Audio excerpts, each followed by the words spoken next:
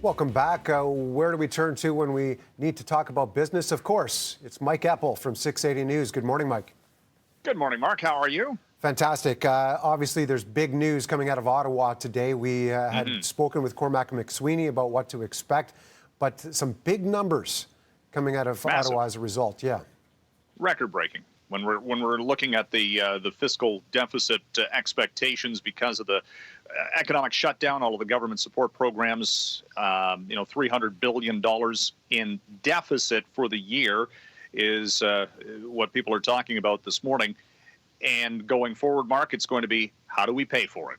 Of course, we will see the economy, regain some of the revenue that has been lost. But when you're talking about a deficit that has, gone, well, more than 10 times what the initial forecast was last December, then you start worrying about long-term effects. Do you have to raise taxes, cut services? Do you finance through the bond market, where you can get right now record low interest rates? So that's a positive for the Canadian government, certainly. And from a market standpoint, let's face it, every government right now is in the same predicament. Ballooning deficits in the U.S., it's what, $4 trillion, if not more, in spending on the COVID-19 relief programs and other fiscal support measures. So that's why we have not seen, for example, the Canadian dollar drop. In fact, it's been holding its own against the U.S. greenback as a barometer of what the financial markets are looking at from a deficit financing standpoint. And we've heard from the Bank of Canada, we're doing okay right now, and that's probably just to quell some of that worry that exists out there right now. Look, we've never been through this before, right? And then this is the sort of the new normal, and we're going to have to deal with it. And I think those plans moving forward are going to be slow. We'll hear about the problems right now. Let's eventually get to the point where how we're going to solve this. Back to school. We're already started. We've just finished that. I know. What was a difficult process for any of us with young children. But now we have to think, okay, what's on the horizon? What's it going to take to get our kids ready for getting back into the classroom?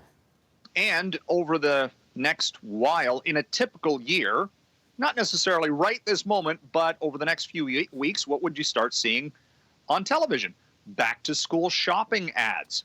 Right. How do you prepare for this if you're in the retail market, if you don't know if kids are actually going back to the classroom this fall? Some data out of the U.S. compiled by Deloitte this morning indicating that a lot of parents and kids are completely anxious about the idea of going back to class. From a retail spending standpoint, apparel sales expected, it's a best guess, of course.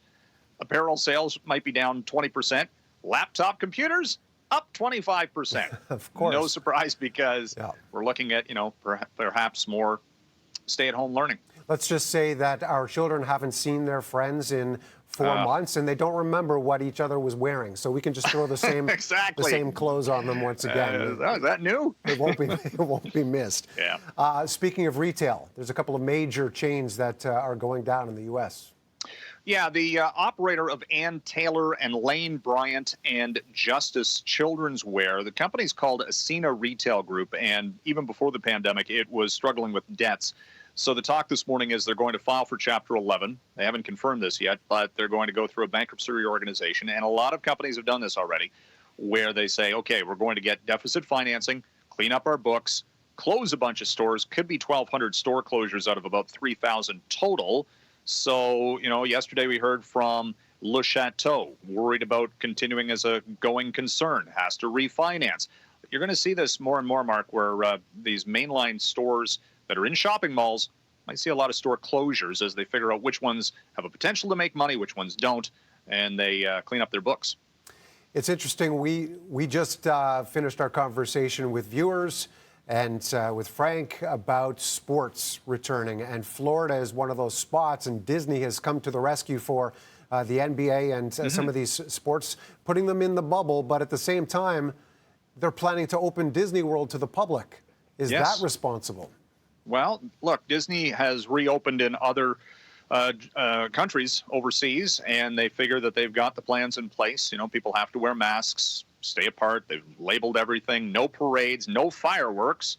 all these things that you actually go to Disney for in many occasions, but they're following through with this. But the funny thing is, in California, there are no plans right now to reopen Disneyland. So it's kind of interesting, jurisdictional, on a jurisdictional basis, where they are planning to reopen. Again, Florida is a hot spot right now for COVID-19, but Disney seems to be going forward with its plans to reopen this weekend. Perhaps Disney World has that much more space than Disneyland. You're right. It is a different layout, certainly, than Disneyland. It will be greatly reduced crowds. Like, you will not see the typical, mass lineups that you would on heavy days for Disney. But nevertheless, going to see how it works. Most people are travelers that go there. They're tourists. I don't know how many people are hopping on planes to get to Disney World. I certainly wouldn't be at this point myself. All right, thanks, Mike. We can't right now, unfortunately. But, a lot of Florida residents actually go to Disney in the summertime.